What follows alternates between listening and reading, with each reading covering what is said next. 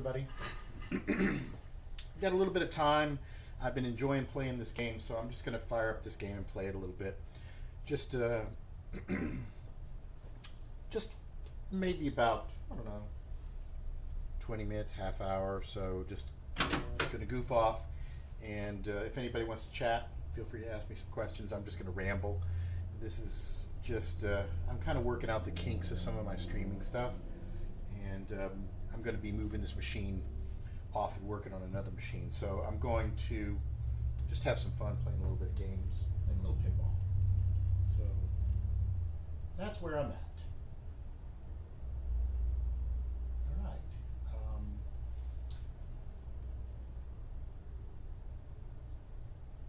Hello and welcome to the stream. This is Mike from Pinball Help. I'm just going to be playing a little bit of pinball, showing off this 1969 Gottlieb wedge head game called Target Pool. Little tiny 2-inch flippers here. And it's a surprisingly fun game. You know, I get these games and I work on them, and usually I don't get a chance to play with them much. I just kind of roll them on out as soon as I finish. But this one's been sitting around and I've been playing on it, and I'm really coming to enjoy it. So I figure I'll fire up the stream, play a little bit. If anybody is around and wants to chat, they can chat, or we can just mutually kind of do this virtual pinball fun thing. So that's where I'm at. I'm going to type in the chat room. Welcome. Feel free to ask any questions. I'm going to chat and play some pinball. So there's where I'm at. Okay. Make sure I got everything all kind of set up here with my different screens and stuff. And let me know if anything is coming out weird. I just got it, my internet connection has also been updated, so I'm kind of interested to see what the quality of this is going to be. So let's just have some fun. I'll play the game. I'll talk a little bit about the rule set for anybody who didn't see it before.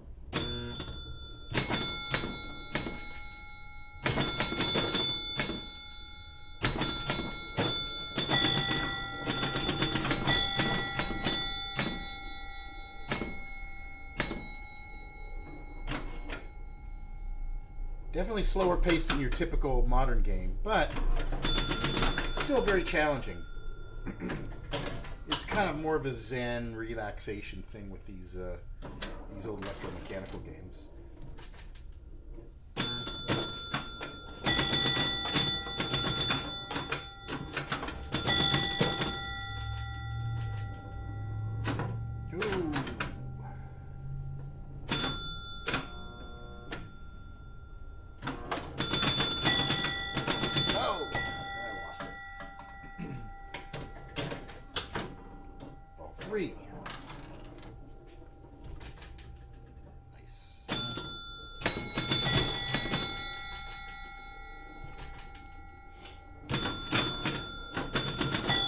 So just today I released a video on how to diagnose playfield issues with this game. It'll be at pinballhelp.com. And I think it's one of my better, more interesting videos where I talk about... I got the special lit. Let's talk about that particular feature. See how the special is lit right here? That means I got all of the odd-numbered balls, and I lit the special. So, if you hit all the odd-numbered balls, you light one special. If you hit all the even-numbered balls, you light another special. And if you get them both, you light even more specials. But I found out that one of the special features isn't lighting. The even-numbered ones is not triggering. So I did a video on what was wrong with that and why it was happening. And it's a pretty interesting video because I talk about how to diagnose when a game appears to be working, but there's one little feature that's not working right. And how do you trace that? It's definitely challenging. Ooh, come on.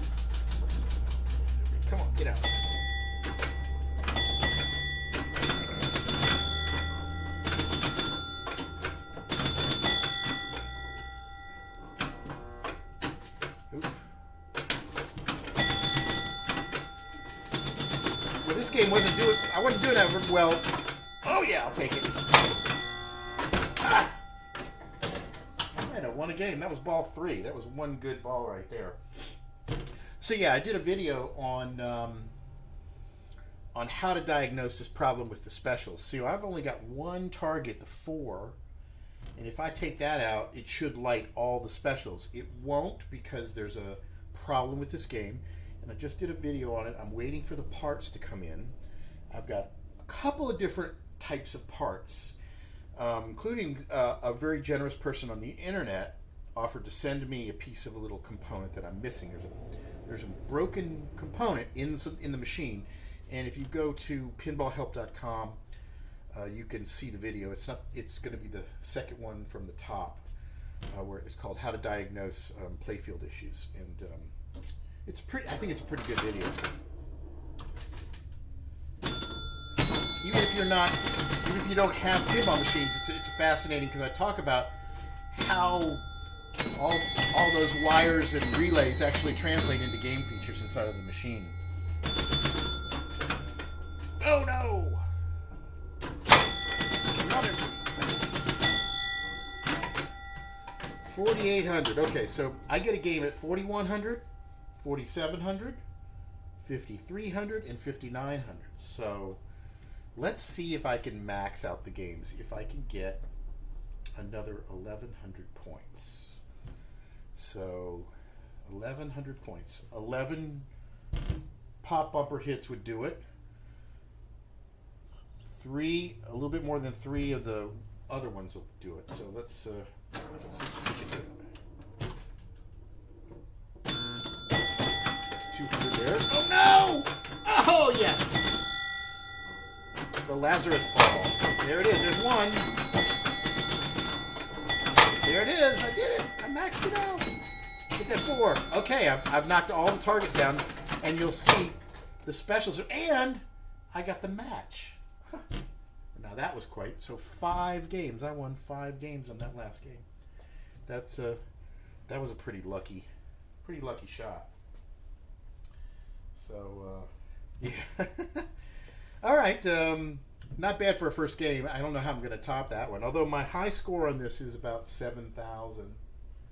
So what you see is I hit every one of the targets, and it didn't like these other specials, and that's because there's a little roller on the end of a relay in here that is supposed to push a switch down, and that roller is missing. It broke off, and it's somewhere in the machine.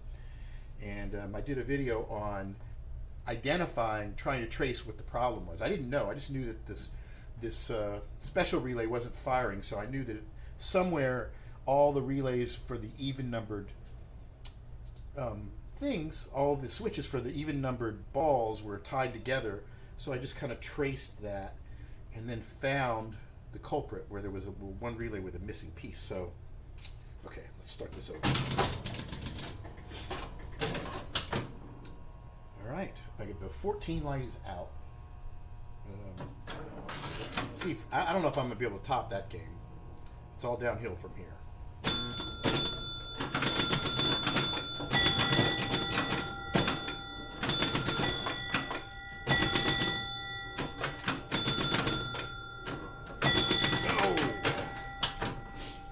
So there's a lot you can learn about pinball, and these older games are slower. There's still just as much technique and talent involved in playing well on these as there is in the modern games. The modern games, the rule set is certainly a lot more complicated, but the basic skills in anticipating where the ball is going to go is a big part of learning how to play pinball and how to do it well. And these older games give you an opportunity to hone those skills in an easier way. You're not worrying about, there's no multi-ball on this game. And these little tiny 2-inch flippers are quite challenging. So this game really demonstrates the value of nudging. And nudging is when you're bouncing on the machine. You're hitting it a little bit, just boom, boom, boom, and I could wiggle it a little bit. So can I hit that target? See that one with the yellow light? That'll give me 300 points or versus 50 if I can hit that one. That's pretty tight with this little tiny flipper, but let's see. Missed it.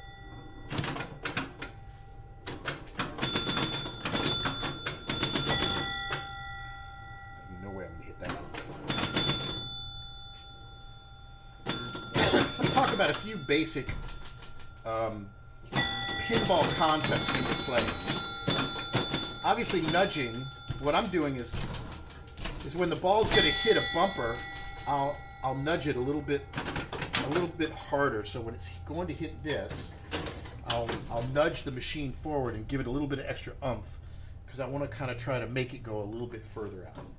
Also up here, see, I want that 8 rollover. That'll light the center pop bumper for 100 points. So in order to do that, I may want to nudge the machine when it's on one of these other bumpers to send it a little bit further. Alternatively, I can try to short plunge, just too much, and then nudge. You want to be careful. You don't want to nudge so much that you tilt the machine. Oh! All right. Hey, everybody in the chat room. Hope you're having a good Tuesday, and not too much craziness is going on. Hopefully it's kind of nice. Here in New Orleans, the weather is really pretty nice. It's probably 78 degrees or 79 outside. I don't know. It's still wacky for October.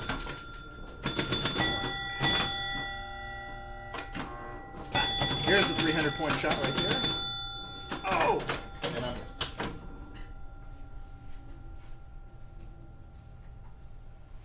Okay, we're on to the last ball. I'm still going to try to get that 8. That's not going to do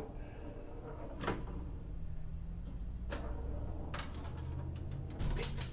Too much. Not enough.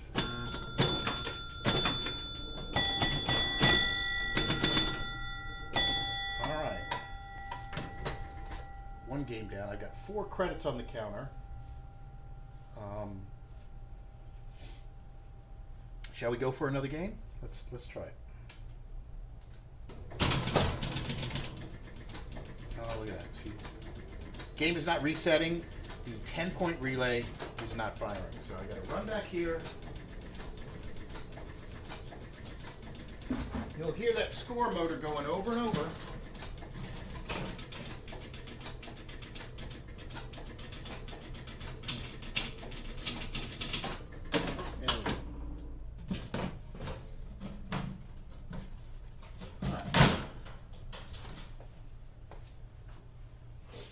So, what's causing that problem?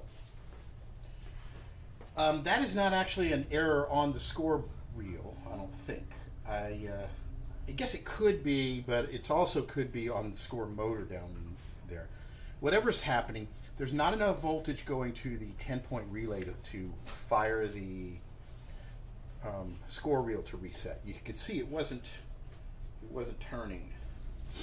So there's a contact in there that's a little bit not particularly good.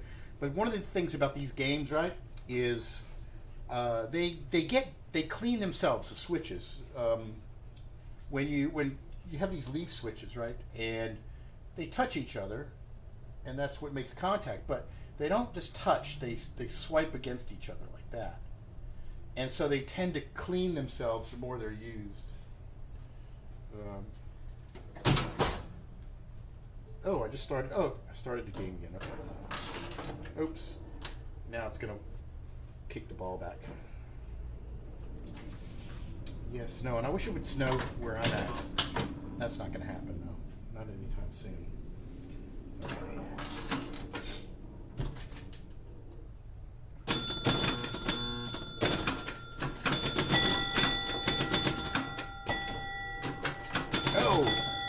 That was what was called a sucker shot. Every pinball machine has what are called sucker shots. This is what the pinball version of low-hanging fruit, an easy shot that you go for that's like kind of a natural angle that is dangerous. So when the balls go into the flipper and you just kind of bat it naturally, it's going to go at this angle and it's going to hit this target over here, which is going to send it right over here. In geometry, this is called the angle of incidence, and then the way it bounces off is called the angle of reflection. So see, I paid attention to something in school. I just remember that. The angle of incidence is equal to the angle of reflection. So if you hit this target at this angle, it's going to reverse that other angle the other way. And pinball machines are often designed so that common shots that you're likely to hit will be risky for you. So every machine has different geometry, and it's important to get familiar with that machine and the geometry. In this case, I know shooting at either of these two end targets is dangerous if I do it from the opposite flipper, because it will send the ball right to the outlane. Generally in a pinball machine, what you want is up and down ball movement. When balls are going left and right laterally, especially on the lower half of the playfield, that's very dangerous, because these are called slingshots, and they're designed to make the ball go laterally. Their main objective is to send the ball to these outlanes. So you want to avoid having the ball bounce this way and that way as much as possible, because the more it does that, the more likely you're going to lose the ball. Obviously, if you also shoot straight up the middle, that's likely to put the ball straight down the center too. On this machine, a straight shot seems to send it off to a weird angle, but I just think that's just the weird geometry of this. But you should always avoid that straight ahead shot anyway.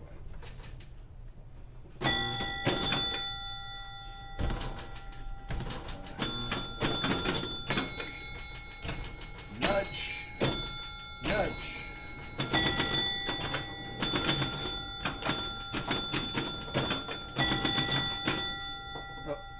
So what I want to do, my strategy in playing this game, is I want to keep the ball in the upper part of the playfield. It's safer up there. When it's down here, it's more dangerous. Although this 300-point shot that floats around is very tempting, but it's also very dangerous. It's a risk-reward kind of thing. On this game, the best way to score points is probably to get those top three rollovers, and then just keep the ball up top and just keep racking up 100 points every time the pop bumper hits. See, I'm not doing all that well right now. Ball 4. Let's see. And I'm not going to like that pop bumper.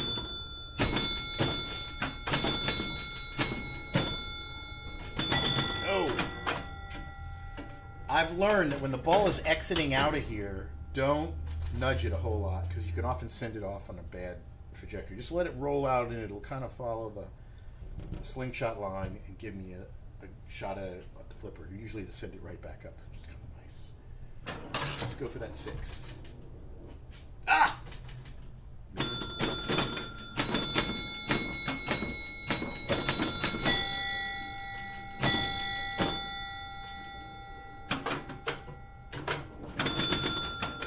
So rather than, I'm not going to go for the 300-point shot.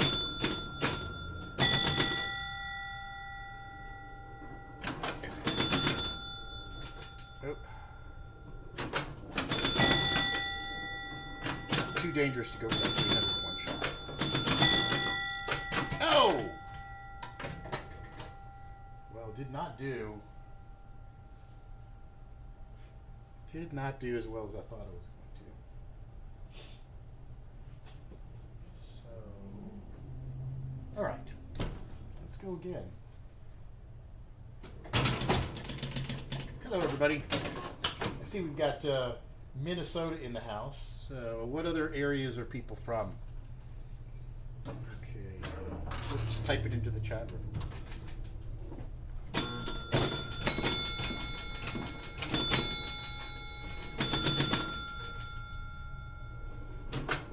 Ah, 300 points.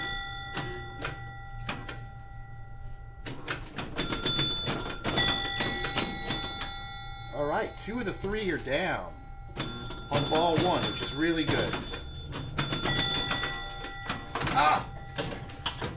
Now, in a competitive scenario, what you want to do is you want to score as many points as possible. So knocking those 3 rollovers out early in the game as possible is going to be really lucrative because it'll light this for 100 points and it stays that way the whole game. Oh, I screwed up. I messed that up.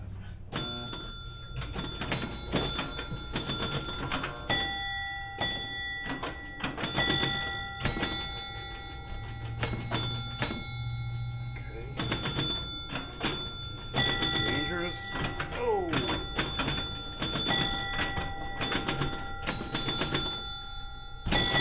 Nice. There's my 4.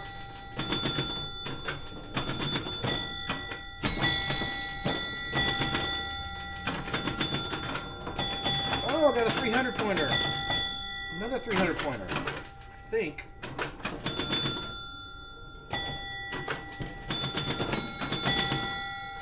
Oh! I might have been able to pull that one out of there. Okay. I want that 8. There we go. Don't get hung up. So now the 100-point thing is there. So now, there we go. Every time the ball hits that pop-up, it's 100 points. If I just keep it up there.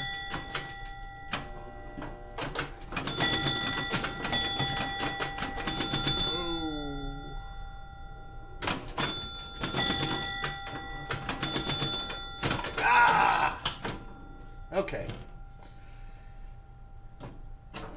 Let's see if we can get a game on here. I need 4,100 points. It's 300 right there. Oh, come on. All right. 4,100. Just a little bit less than 300 points. 209 to be exact. So 2 pop bumper hits and I can win a game. Let's see.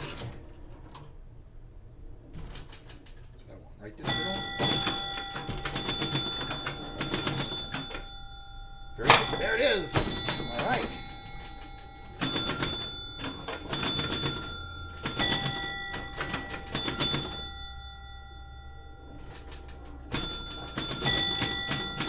Oh no!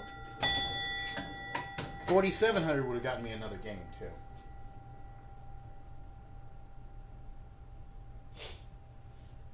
Memory Lane. That's a cool game. I actually have one that is about 40 feet away in my garage.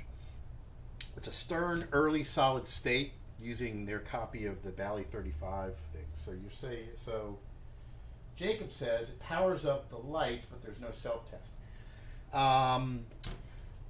That's a game that when you turn a machine on and it just lights up, that doesn't even mean the game is working. That just means the GI, the general illumination circuit, is working. There's no intelligence for that.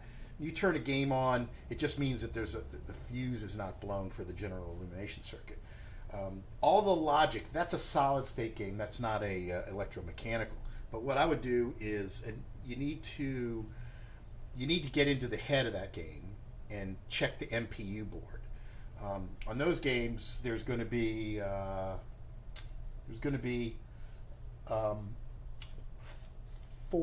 maybe 4 boards in the head, and I think it's going to be the upper left one is the MPU board, or maybe I think it's that. But there's a battery on it, and you got to look for that battery, and if it's still on the board and it's starting to leak, then that's you need to pull that off. That's probably what's happening, is the game's not booting up. And we'll start another game. Memory Lane is a fun game. It's a bowling themed game. It's got a mirrored back glass. It's pretty cool. I've got one in the back that I've restored that I've never put out for anybody to play, and it's a very rare game. You don't see them very often. It's fun too. If I remember correctly, it's got some rollovers in the middle of the table. That's like, or maybe that's the strikes and spares. That's the Bally game. But I'd have to look. It's fun. It's a bowling themed game. But yeah, whenever you got one of those old games, if it's a solid state game, very, very, very important to check the main board in there. All those Bally games in the early Stern called it their MPU-1. Bally called it it's called the Bally-35 because the MPU board has a -35 at the end of it. That's the particular architecture for that. It's a solid state game, and there's going to be like an MPU board, there's going to be a power driver board, there's going to be a light driver board, and then one other I can't remember. And the MPU board has a little battery, a little NiCad rechargeable battery that's soldered onto it by default. And when you turn on that machine, look at the MPU board. There's an LED on it, and if it works properly, it should blink 7 times. So when you turn on the game, if it doesn't blink at all, then the problem is probably with your power supply, and you'll want to check the power supply. Otherwise, it's going to blink X number of times. The number of blinks will tell you what's wrong with the machine. Each blink corresponds to a different self-test that the game is doing. So every blink says, okay, this system's working, this system's working. And so you can Google the name of the. There's a site called pinrepair.com, and there's a whole guide there where you can look up what the flashes mean and everything. So that's good. As far as replacing all the caps, all these older games that are like 30 years old, the capacitors definitely tend to go bad. You know, they're ideally rated for no more than like 10 years. This is an electromechanical game, so you don't really have to worry about that. This is just all switches and relays, magnets and switches. But solid state games, like there's one right next to me, is a haunted house right here. And yeah, there's capacitors on those things.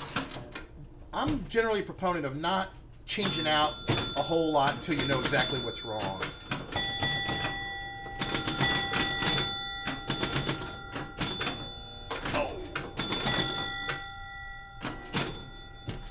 I screwed that one up.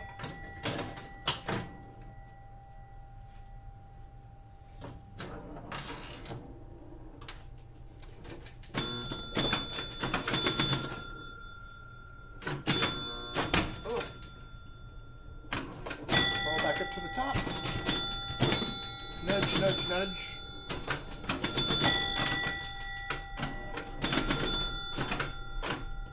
On these little small flipper games, you can't finesse the ball from one side to the other like you can on the other games. So I often forget that.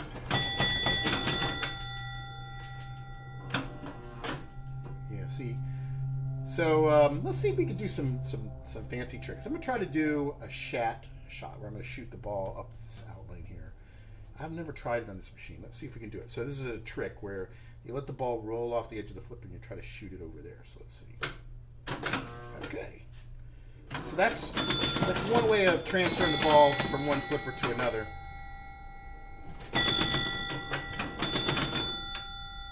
There's also a trick called a tap pass. Probably a lot more dangerous with these short flipper games where you just very lightly tap on the flipper to nudge it over to the other side. I'm almost certain that I would lose the ball though if I tried it. Ugh. So the ball's sitting here and you roll it and you just do a little tap with the flipper like that. Can't demo it on this. A game with bigger flippers is easier.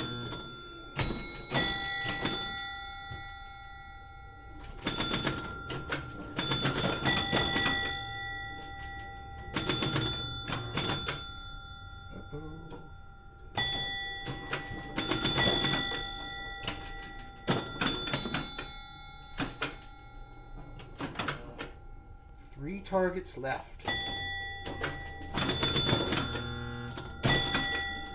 Oh, that's what happens if you biff it a little bit and I lost the ball there. Man, I've lost all my games.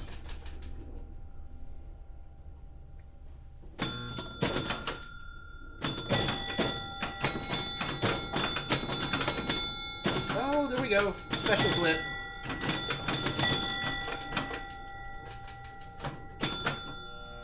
But it's just on this out lane, so I don't want to lose the ball. I'm going to try to go for this, although it's going to be a little... That's a noisy flipper coil. And special. Okay, I got one more ball. All right, 4,100 points. So about 741 points away. Can I get it? Let's see if I can get that 6. Nope. That would have really made it easy. Ah! I was robbed. I was robbed. All right, let's see. Oh, it's nobody here. Oh, it's doing it again. So, if you hear, you can see the 3 is trying to flip, but it's not flipping. So there's not enough voltage getting to that coil. It could be either on the score motor switch or it could be on the real switch. So let me fix that.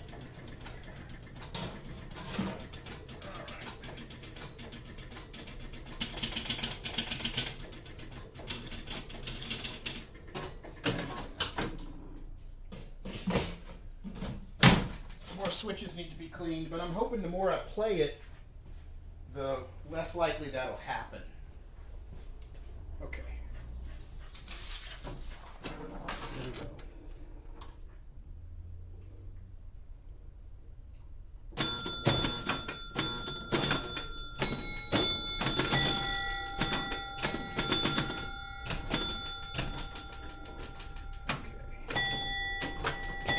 Go for that 300.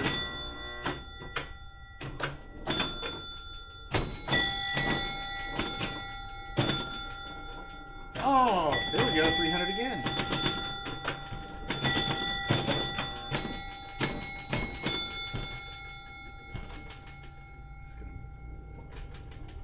Ah!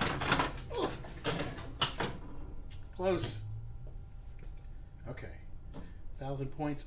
I think in order to do well on this, you need to get at least 800 points per ball to win a game.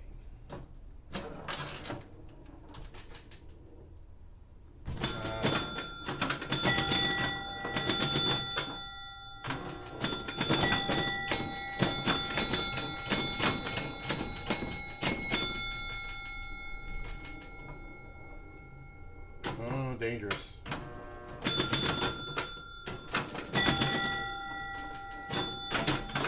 You'll notice I keep sending the ball back up to the top. I want to avoid these targets unless I know I can nail a 300-point shot because it's just too dangerous. I can hit that center one. Oh, sucker shot. All right. Give me another rollover other than.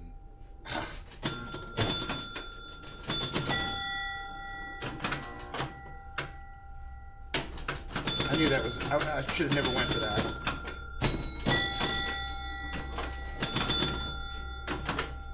Oh. Nothing. Last ball. Come on. Okay. I obviously don't have my skill shot down. I'm not really a skill shot on this game.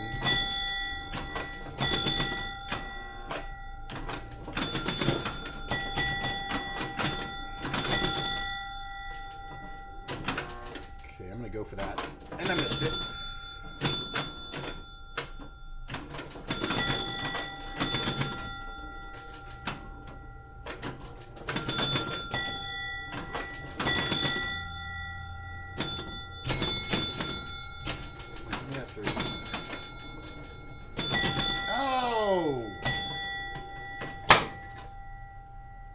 So I had all the even numbered balls that should have lit me a special, but that's that feature that's not working. Although I did get a match. Tell you, man, I love the sound of that credit thing. Thwack. Ah, it's doing it again. Okay. This is going to get old pretty quickly.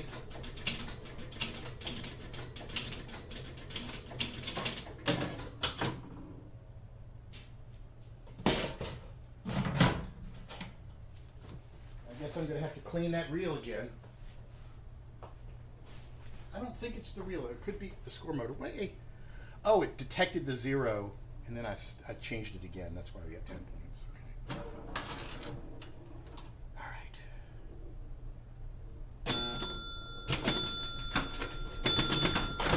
Ah!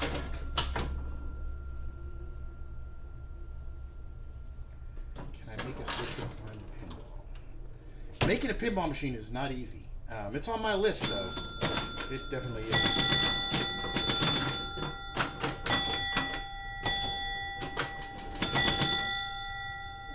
What's happening, Greg?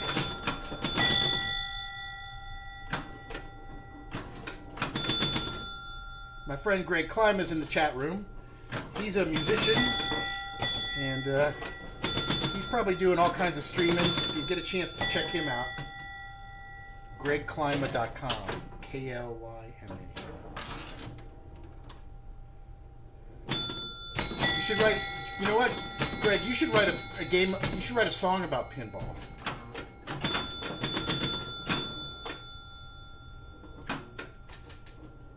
You know, it could be like pinball is a metaphor for all kinds of other things, because it's basically you against gravity, and gravity always wins.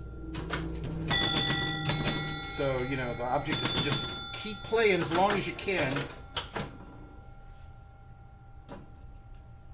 Oh, well, you can't go wrong playing Tom Petty, man.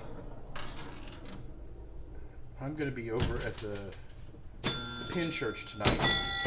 We're open every Tuesday. I should probably stream some more stuff from over there. Oh, there's our special lit.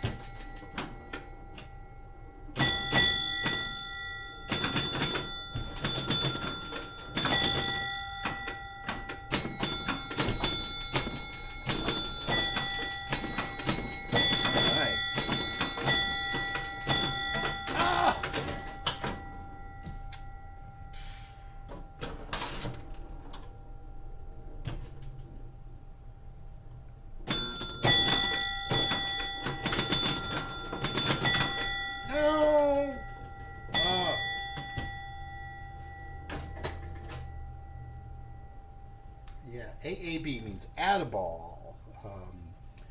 In the 1950s, I guess people were using these games for gambling, and the way they would work is in the 30s and the 40s is these would be in a bar, and you'd put money in to play them, and if you won a bunch of games, you could kind of go to the bartender and he would pay you for the games. So it was kind of a little racket they had going where you could play these games, and if you did well on them, you could cash out. So people would come and play them, and you'd win 5 games, and then the bartender would give you 5 quarters back, and you only had 1 quarter, so you made $1. Of course, there was other people in there that put money in the machine and didn't win anything. So that was one way they got people to play the games. Technically, gambling, I guess, is what they were saying, because they accuse these things of being a game of chance and not a game of skill. So to get around that law, because in the 30s and the 40s, certain jurisdictions were making pinball illegal, and they were destroying all the machines and confiscating them. So they created a version called an Add-a-Ball version, where you can't win a game. In the Add-a-Ball version, the specials would award you extra balls. So if you did really well, you just got another ball, and the game kept going. And that was how they got around the law of pinball machines that awarded credits were illegal. They were considered gambling devices. And then I think in the 60s and the 70s, there was some lobbying efforts to reclassify pinball machines as games of skill instead of games of chance.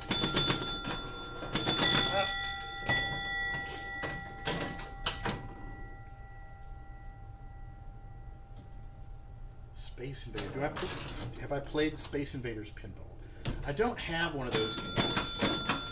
It's a very neat looking machine. I came across one for sale in the area recently, but it was in really bad shape. It was in this woman's house, and it was like she was like a hoarder. And there was literally, I went to go look at it, and it was on the floor with its legs off, and it had all kinds of wear on the playfield, and the house was so filthy. There was just like paths. There was just debris piled everywhere, and there was paths from one room to another. And this pinball machine was sitting off to the side, covered in cat hair, and she wanted like $450 for the game, and it didn't even boot, and the playfield was roached out, and I'm like, yeah, I shouldn't even be in your house. I'm gonna pass on that. So for all I know, that machine is still sitting not far from here in a person's house.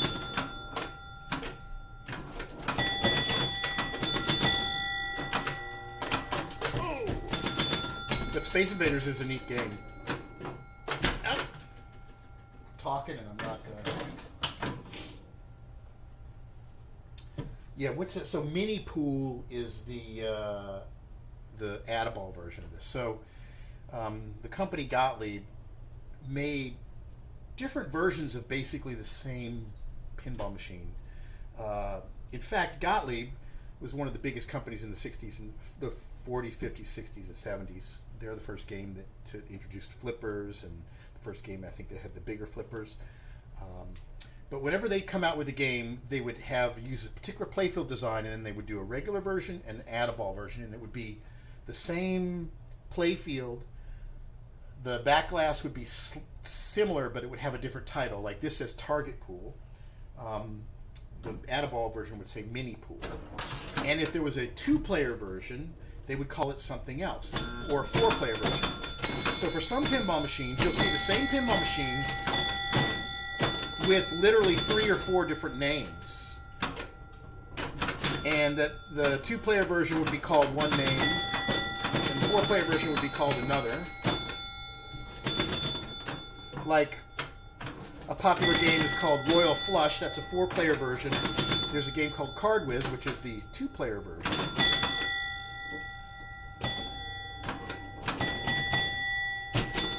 And then the Add-a-Ball version would be a different name too if they made one. Oh.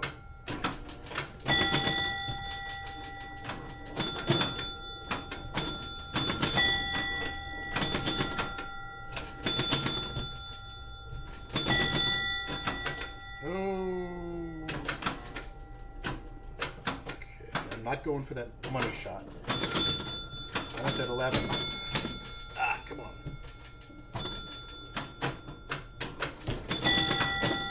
I really want the 8. I want to light that 100-point pop bumper. Nothing I could do. Central Park. I've played it before. That's another machine I have not owned. That's an old electromechanical, really neat artwork. That's, I guess, a 60s era game like this, probably with the small flippers.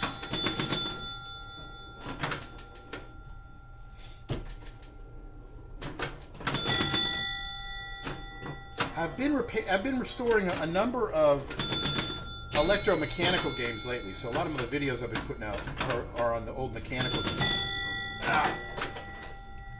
I forget how fun it is, and if you haven't watched the video, be sure to take a look at this video I just did on this machine, where I talk about this special feature that's not lit and how I figured out what was wrong. So I'm waiting for the parts to come in. When I do, this game will be almost 100%. The only thing else that is the 14 light not coming on. See, that time it reset. It worked fine.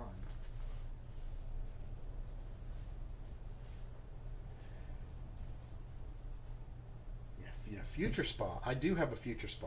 I really like that game. I love all those 80s era Bally machines. I think the artwork on them is really cool.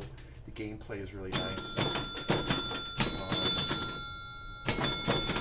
I've got a Centaur, I've got a Hot Doggin, I've got a Vector, I've got a Flash Gordon, oh! I've got a Supersonic. One day, I'm going to line them all up next to each other, because I think that would be just a beautiful sight. Those 80s era Bally games, the early solid states, the artwork was so colorful, they were really, really beautiful. And to just have them all lined up, you know, I'm looking for a Paragon. I'd love to have a Medusa. Medusa and Fathom go for a lot of money. And I might have a lot of pinball machines now, but the reason why I have so many is because I got them so cheap. Every game I got pretty much didn't work.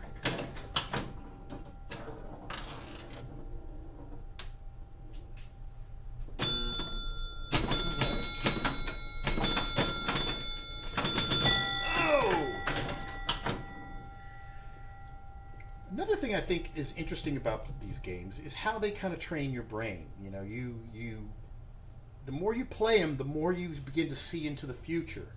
And by that I mean you see a ball going a certain trajectory and a certain velocity, and your mind projects ahead where it's going to go. And I think the best pinball players like Keith Elwin, it's like the best chess players. They're not thinking about the next move. They're thinking 4 or 5 steps ahead. And same thing with pinball. If a ball's coming down here, they're thinking, okay, it's going to hit this, it's going to go over here, but it's going to hit this metal thing, and it could bounce over here. You know, there's all these things that you're running through your head. And the more experience you have, the more you can anticipate that.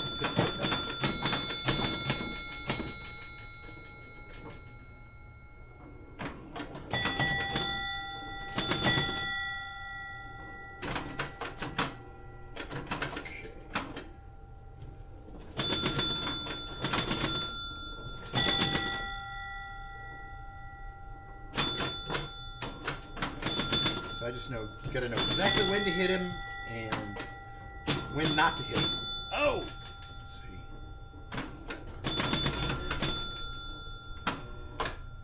So that's called a drop catch there. You saw how the ball hit it, and I let the flipper drop at the exact moment. It's a great way of getting control of the ball.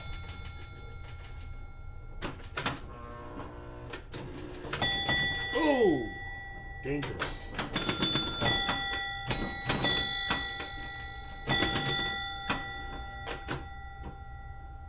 So, on these small flipper games, it's really quite difficult to get control of the ball and stop it. Let's see if I can do something really technical and tactical. I honestly do not believe it's possible to shoot that from this flipper. It may be, but I don't think so. Let's see.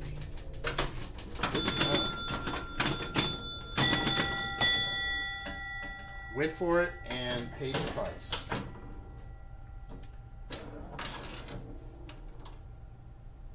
Nowhere near winning a game either.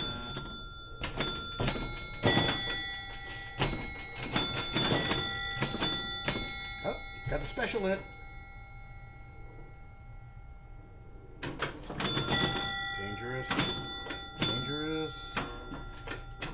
Dangerous. Okay. Do I go for that? If the ball was over here, can I get it to go backwards? I can't. I don't know if I can do it. Let's see. Yeah.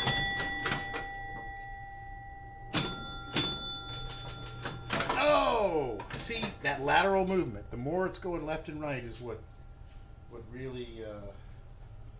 So did I have a Masquerade pinball? I'm not familiar with that one. So I can't say... Alright. I'm going to play 1 or 2 more games and then it's going to be it. Score reel is messing up on me.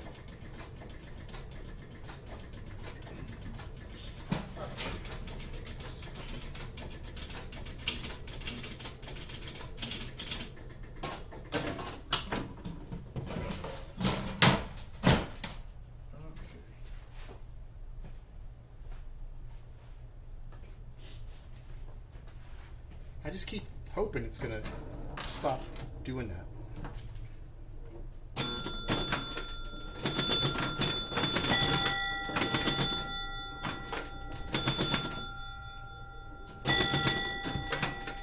Oh, not hard enough. Oh, there it is. And I've lost the ball. Went for the points.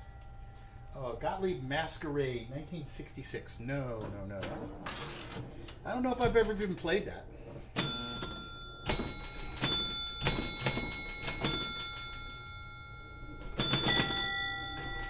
There's that danger.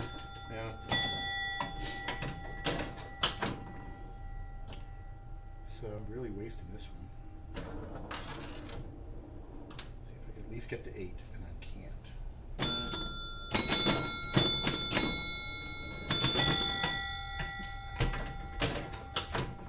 This game is bust.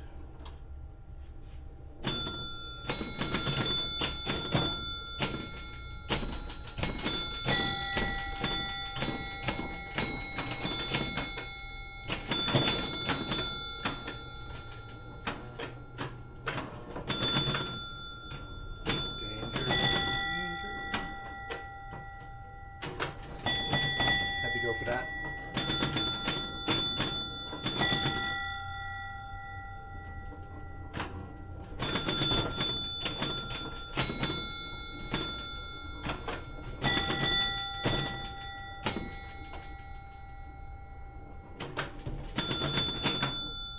Oh.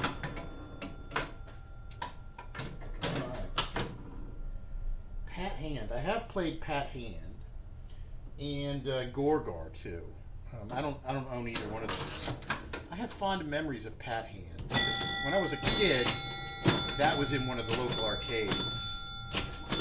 That and Strato Flight. That was a similar game from around the same era. Those are games I remember as a kid. That and Space Odyssey and Space Mission. I do have a Space Odyssey or Space Mission. I can't remember which one. That's whether it's one of them's a 2-player and one's a 1-player.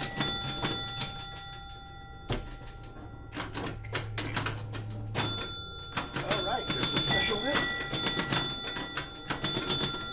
Ah,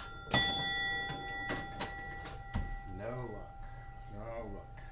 All right, let's do one more game. That's it. I'm going to end the stream. And let's see if we can make this last game count. And thank all y'all for watching. And we'll do this again. I'm going to try to do this on a semi-regular basis, where we can just talk about pinball and other stuff. And what should I do? I'm going to try to put this right back up there.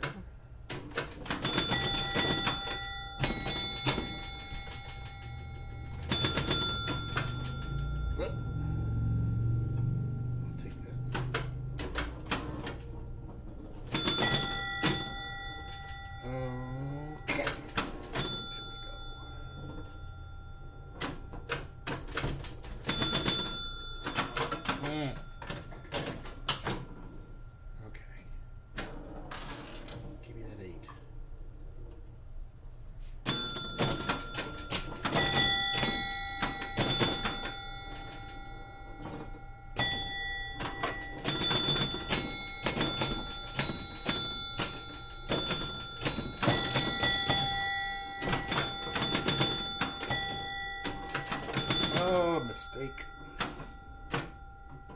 Okay. Do I go for that shot? Even if I do hit it, it's likely to make the ball go lateral. I'll go for it, but it's a dangerous shot. Let's see. Ah! Yep.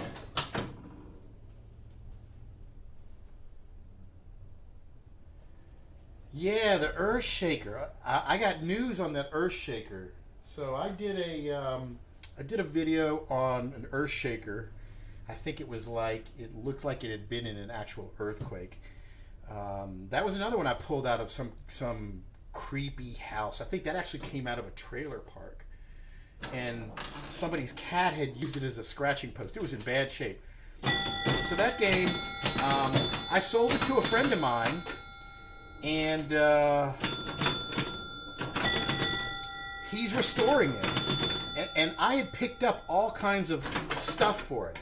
I picked up a set of brand new OEM side art for it that I got from Gene Cunningham when he was still in business. I picked up bunches of other stuff, new decals, so I had been slowly kind of collecting everything I needed to restore that game. And then I realized, God, I got so many projects, and a friend of mine, you know, he wanted me to make him a deal on it. And so it's kind of still in the family, but part of the deal with selling the game to him was I want to do a follow-up on it, because I really do want to see it restored. And you guys are going to see that soon, and you're going to be blown away, because he's completely redoing everything. Where's my phone? He actually sent me a picture. Big Shot. Yes, I actually own 2 Big Shot pinballs. I have one that is absolutely gorgeous that I've got for sale. Let me show you. Let me show you the picture of the.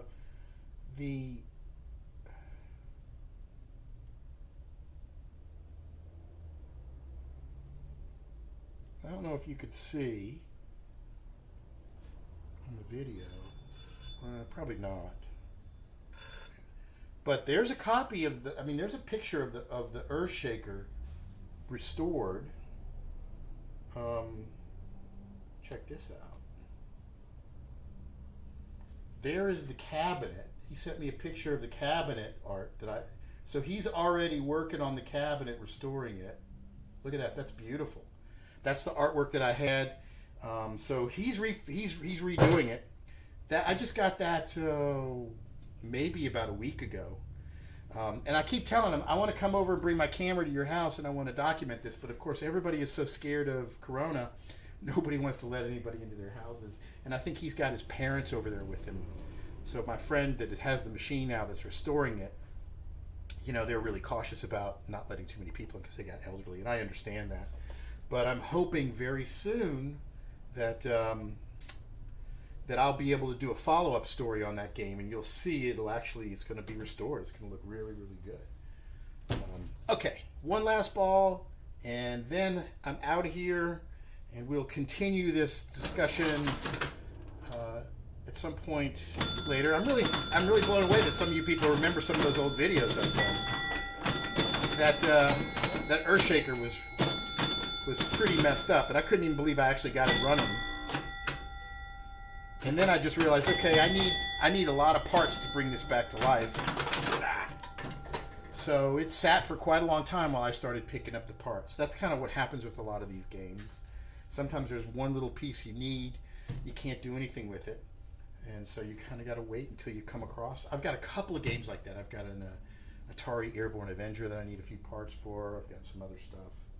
So I guess that's it. I'm going to wrap up this live stream, but I want to thank everybody for tuning in. And for more, visit pinballhelp.com. And if you haven't already, subscribe to my YouTube channel. It's YouTube/pinballhelp, one word.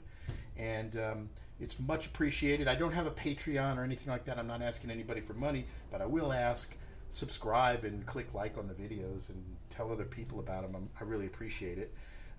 I do this because this is what motivates me to do the machines, is being able to share it with other people. So when people say they benefited from the videos, it really means a lot. That keeps me going. So I want to thank all y'all for your support. And until next time, thanks for watching.